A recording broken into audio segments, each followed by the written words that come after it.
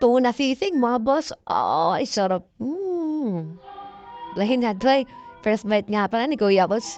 Muna natin ang ganin para talagang mabisa. Try natin, mga boss. Tikman natin kung solid ba. First bite. Sarap, boy.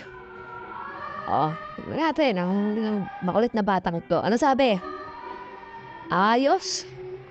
Iwan na nga pala ako ng ate sibuyas dyan, mga boss. Wala. Pagkaraniwan na ginagawa lang. Iwan ka na sibuyas. Ba't muna? May ginawa kasi kami project eh.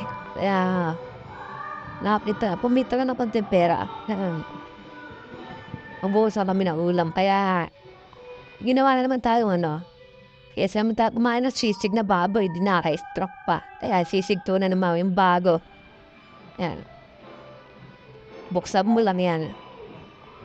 Bukas mo. Iwalay mo yung puti sa decolor.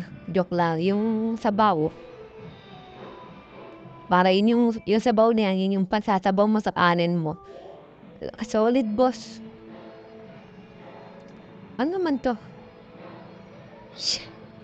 Tapos yan. Yan yung ating butter. Yung gagamitin natin sa panggisa ng ating sibuyas.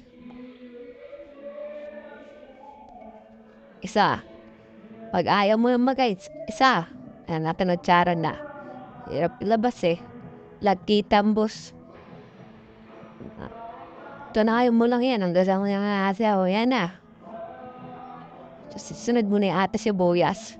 Pinag-iwalay ko at isang buhay. Pagkagat mo dyan maging Bombay ka na sa baho. Sinunod ko na ating pinalagay ka na doon na. Binabad ko pa na isang banya.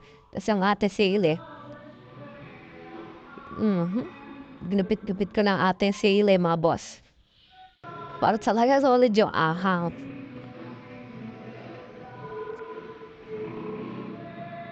Yan, sa sinunod natin, paminta. Nasa sa inyo naman, kung gusto niya maglagay ng paminta tapos yung ating ang dayo na seasoning. Lagyan na natin itlog. Kaya nga sisig eh. Salo-halo lang natin. Tapos lagyan na natin yung ating mayonnaise jufran. Ano naman, jufran. Yan.